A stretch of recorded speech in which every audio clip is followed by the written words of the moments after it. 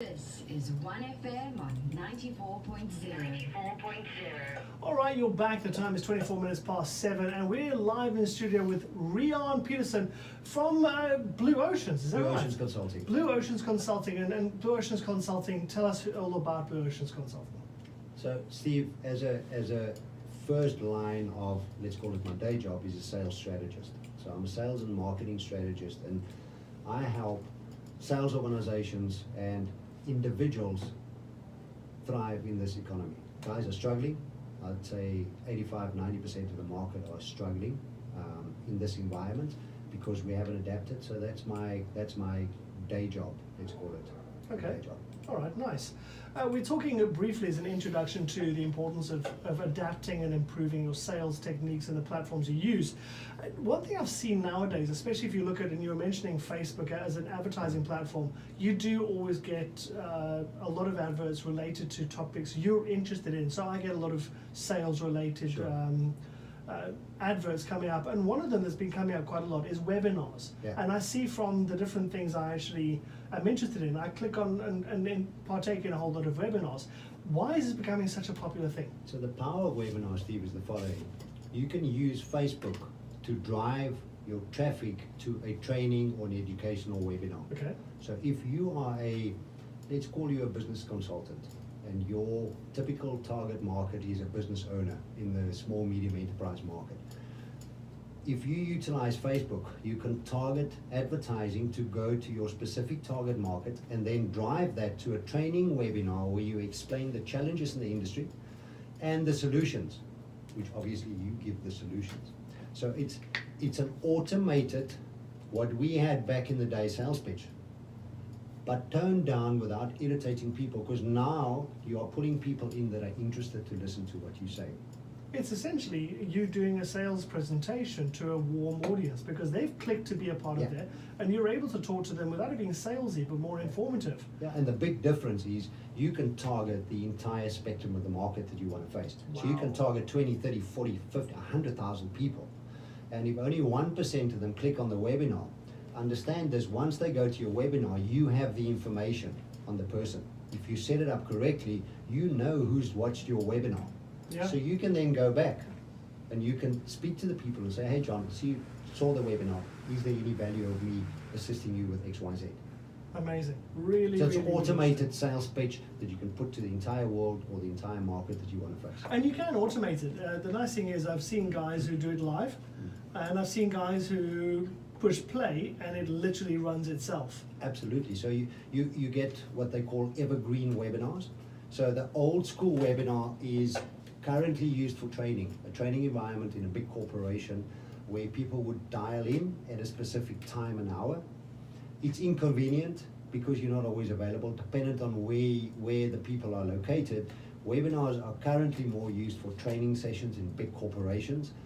If you set it up on an evergreen basis, you pre-record the pitch and you pre-record the webinar. You can have a live webinar, record it, and then use that webinar over and over and over again to put that in front of people that you want to do business with. Yeah, record it once and play it 100 times. Yeah, absolutely, to automate it. In fact, I've actually seen a couple of network marketing companies utilize that as a way of doing the presentation without someone having to be there. Absolutely. It's genius. The Americans are probably the leaders in this, the Americans and the Chinese markets. You know, they are brilliant with the way they catch you. There's all kinds of web claws and cookies that they put in. They really as do. soon as you hit an ad on Facebook, they know everything about you. So next time you go on Google, the Google ad will be there. Next time you go on LinkedIn, it'll be there. And they're so enthusiastic. And then there'll be an email. It's the best ever. But they draw you in, and They eventually do. the warm clients will pick up the phone and make contact and do business. And It's that's a the way great way of marketing doing has business. changed these I days. love it. Yeah. It's clever. It's You know very what? clever. It is so clever, and you don't feel hard done by. You don't feel like you're being forced into something. Like sometimes these telesales guys, you get on the phone and you can hardly understand them through their accent, and they're trying They're to phoning force from something on India you. or China or... I've got this Eastern European / Russian girl who phones me every 6 months to try for some sort of a forex thing, and she's phoning. It's a UK code the one day, then Croatian code, then. No, the guys that don't give Oh, up. Even if you tell them to stop phoning you, they don't give up. Oh man, it kills me. It kills me because you don't want it. But how far does cold calling get you there? True story. Very true story. Although, you can tell within the first 5 seconds of getting a cold call whether you want to take it on or not. Absolutely. And even if you're not interested, you just want to go through the process because the guy's very good at it, or guy or a girl who's very, very good at it. I like those people. I love them. I take cold calls And I from compliment anyone, them so much. and I would help them. Yeah. If they struggle and say, listen, put the phone down, try this, it's not working what you're doing. Wow. So guys that are good at it, it's the quickest way to face clients. And let's face it, it's also the most brutal because if you want to find out anybody gets abuse, Vicky Momberg, you think that's abuse, try to become a cold call No, person. it's terrible. You get even worse language and you get it 24/7. Terrible. And if you can do that as an occupation, then kudos to you. And if you get a telesalesperson phoning you, even if it's unsolicited, just don't be so brutal to them because trust me, they're getting it all the time. But listen, we're going to talk about the first session in the 9-week sales course. And this is going to be something which I want to roll out now. And what I think we do is we talk about the first lesson now in the second part of the chat. And then the first part of next month's chat, we review it. I'll ask you questions and you can answer them in real time. How does that sound? Perfect. So I think to understand why the sessions were created and why we've come up with this training module is to help consultants and advisors out there to automate their process of seeing new clients. So the methodology involved in setting up your structures in such a way that eventually you have a process that you can turn on and off, utilizing social media, utilizing all kinds of techniques that we teach you, but that you know where your next client meeting comes from, because that's the biggest challenge that we're trying to address in a sales environment. People are good at what they do, 90% of the time they understand, they know how to close sales, but to get the next meeting is a challenge. If they're not good like you as a cold caller, they're going to struggle in this environment. So that's what we're teaching them.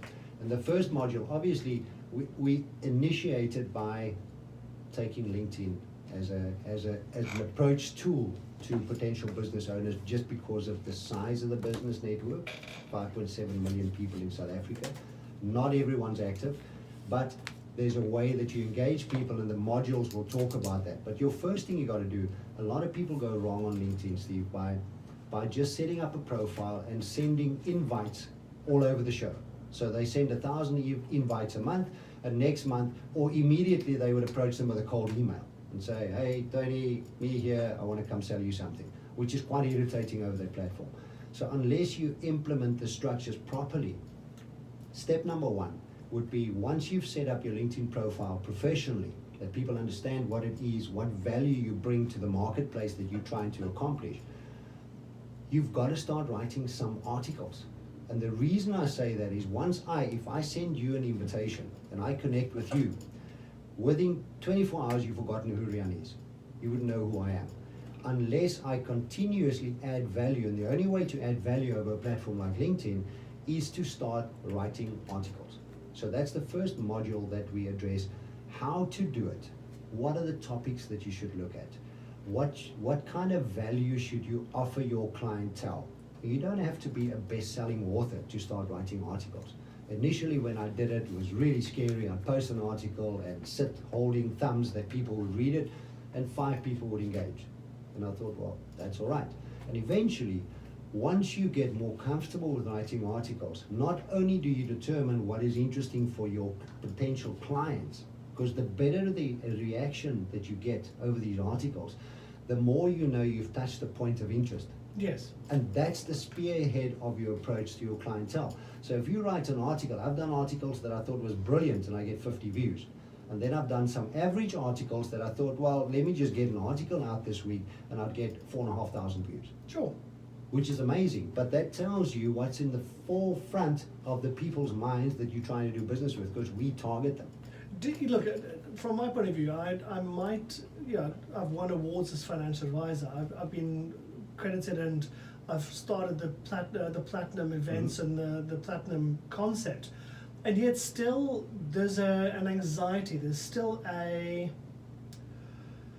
nervousness that people out there who I perceive might be even more experienced or even more professional than I am, they might be criticizing and slashing or hating on my articles. How do you overcome that as an article writer? I've never had hate mail over articles. I have had people disagree strongly. Now, good or bad intent comes into it. So social media, the danger about social media is once it's out, it's out. So you got to be really careful of what you say.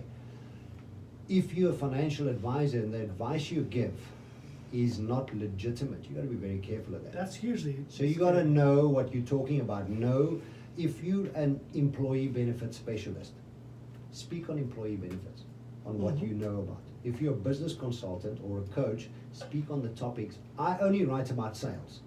And I only write about stuff that I have actually implemented and tried. It's either failed or it's not failed. When you start writing the articles, you will see where the trends go. Now, if people come back with, I don't agree with you, that's good publicity. It's not bad publicity if people disagree with you, because at least you're getting into action and you're getting the word out there. No, not everyone's always going to agree with your point of view, Steve. That's not the important thing. As long as 90% of the people agree, you're doing very well. So don't worry Fair about enough, the 10%. okay. No, Alright. Nothing's going to happen. People are going to go on the platform and say, Steve, no, I think there's a better way of doing it. Great. I've done articles where I've said cold calling's dead. A lot of people have actually said that. I got some comments from great cold callers. Mm. My response to that is, those that are good at it, keep doing it. But it is actually dead for 95% of the market. Yeah. So don't be afraid of what you're writing. I wouldn't worry about that. Okay. So you write about what your strengths are. So if you run say you're a corporate employee benefits specialist, you are going to write about the benefits of implementing certain systems within companies. Is there tax deductibility? Write about addressing challenges or problems. If you sit with a client and you pick up a specific challenge that a client has got with his employee benefits, maybe it's his group life, maybe it's some aspects of that, or the tax implication of it. Explain what people should watch out for, what they should be careful about. When they implement these systems, what they should watch out for. Advice from brokers and advisors. We know the old saying, that I remember back in the day, 25 odd years ago, I ran a brokerage, so I understand the industry pretty well. People will try and break you down just to get the business. You need to be authentic in the articles that you write to advise people on what they should be on the watch out for, what they should try and do with their schemes to improve the schemes. So if you advise people on the different aspects of your industry niche market that you're focusing on, you cannot go wrong, because people will read it and they will take advice from you. They're not necessarily going to pick up the phone on the first article that you write, Steve, and say, hey, wow, what you've said is, it rings true and I want to do business with you. That's not the purpose of writing articles over LinkedIn. People think that once you write an article, the phone's going to start ringing off the hook. That's not the purpose of writing articles. Writing articles is that you are always on the forefront of your industry as a niche specialist, because not many guys are doing it. So if you're doing it, the people that you are connected with over LinkedIn know who Steve Hughes is. I pretty much see at the moment only 2 or 3 brokers writing articles prolifically, and they're writing all the time. And those guys that are doing it are getting comments and they're building their bases. Yeah. But people aren't necessarily picking up the phone and phoning them and say, listen, I want to do business with you.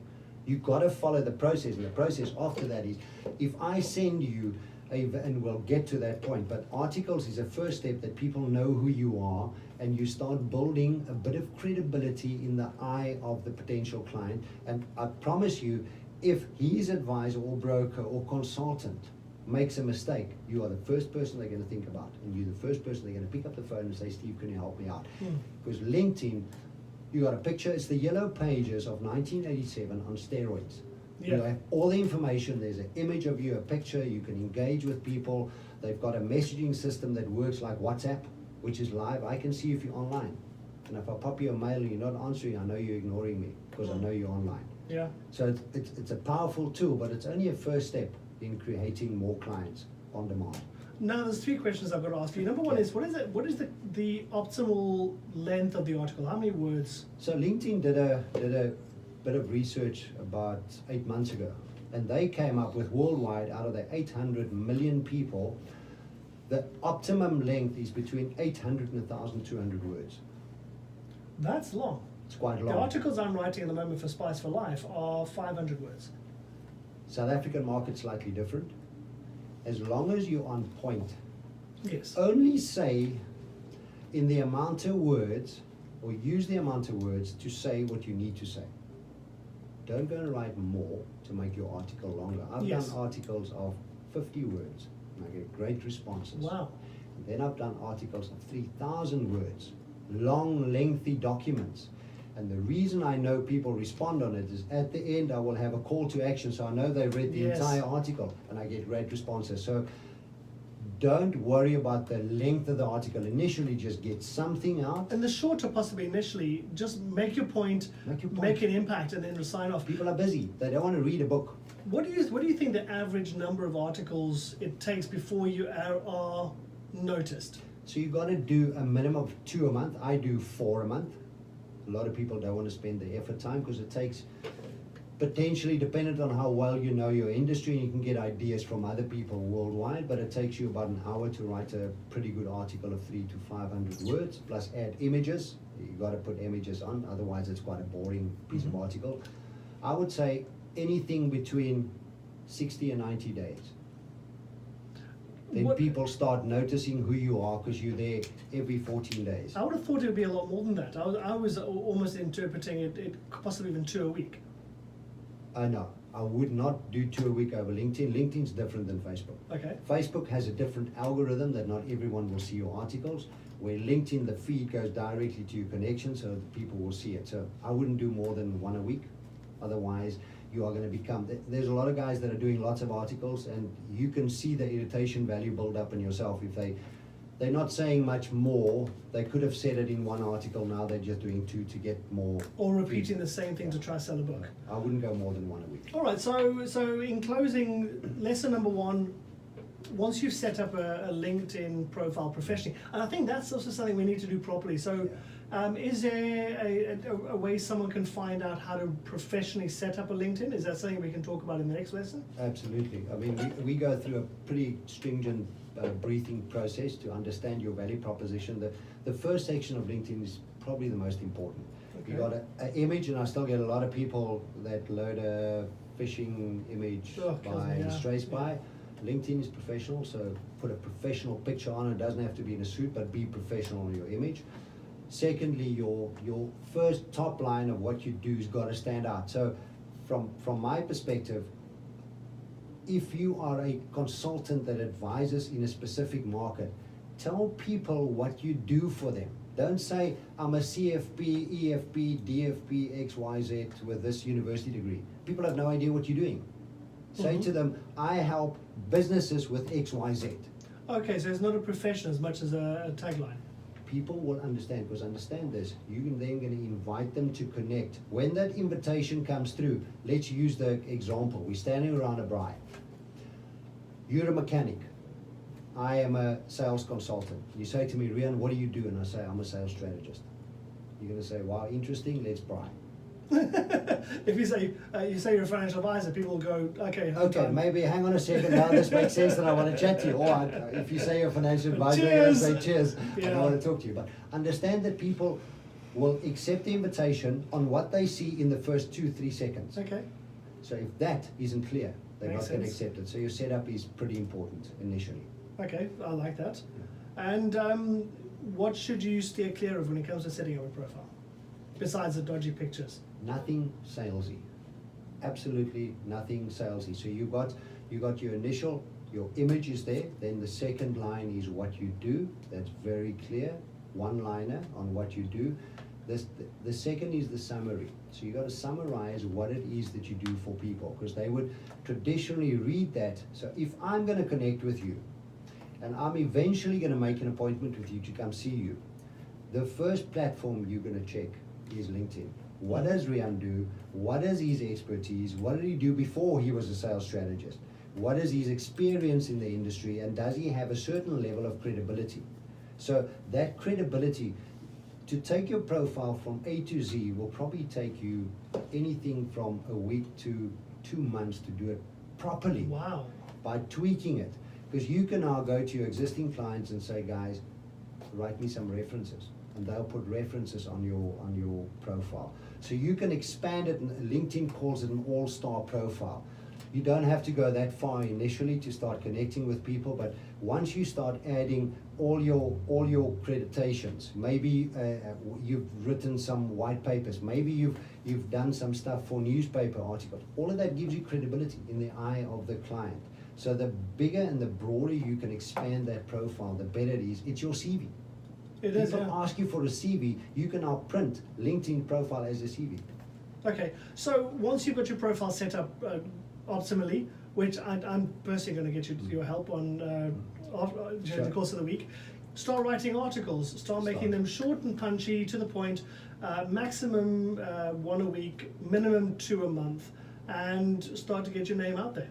Add images, put your email address at the bottom so people know how to... Phone number as well? Phone number is on your profile, but you can put it Okay. on I put a little about Rian on every article that I do. Okay, cool. If someone was to go and actually see how you've set up yours, how can they find you? Just Rian Peterson, and you'll find me as the sales and marketing strategist. So Rian Peterson, sales and marketing strategist, search on LinkedIn, I'm there. And in closing, let's have a look at your website. Give us your website details. It's www.blueoceansconsulting.co.za. Nice and simple. I'm looking forward to this. I really So am. yes, Steve. So that we're was- going to take you on a journey. Wow. Lesson number 1 of the sales training course, and the next one will be same time next month. What was it, the second Wednesday of each month? Probably, yeah. What- Same as now. Second Same as Wednesday now. of every month, we'll be doing the sales thing. The podcast will be up as soon as it's edited, and I'm looking forward to this. Same, yes, Steve. Leon, thanks Same very, here. very much. Great stuff. Thank you.